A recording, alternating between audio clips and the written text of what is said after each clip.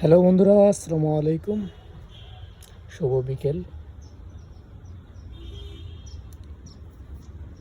এই যে অনেক দিন পর আমার আসলে ছাদের বাগানে আপনাদেরকে ভিডিও দেখাতে নিয়ে আসছি।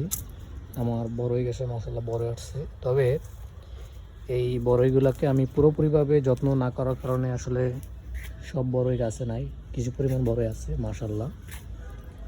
এইটার গোড়ায় একটা ধরনের একটা পোকা আসছে, যে পোকাটা আসছে যে আবার আপনাদেরকে আমি দেখাবো যে কথা আছে না যে আল্লাহ যা করে ভালোর জন্য করে। একটা পিঁপড়া আছে, এই পিঁপড়াটা আবার ওই পোকাগুলোকে খায়া ফেলায়, কামড়াইয়া যা দেখতেছি, তাহলে এই পোকাটা কিছুটা কমতেছে এর জন্য।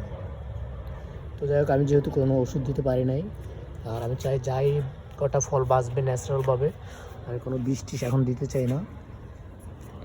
তো আমি দেখতেছি যে এই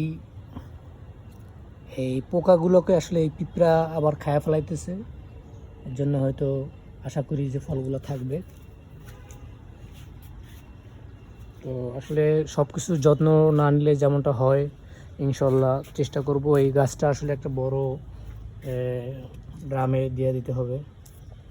বড় ড্রামে দিলে আরও গাছটা শক্তি পাবে, যেমনটা আমার এই কলা গাছটা আর এই জলপাই গাছ, এই দুইটা যথেষ্ট পরিমাণ মানে হেলদি। কারণ এর জন্যই যে ওর গাছের গোড়ায় ভালো পরিমাণ মাটি আছে, ড্রামটাও অনেক বড়। এর জন্য আমার এই ড্রামগুলোকে চেঞ্জ করবো ইনশাল্লাহ। সবাই ভালো থাকবেন, আল্লাহ হাফেজ।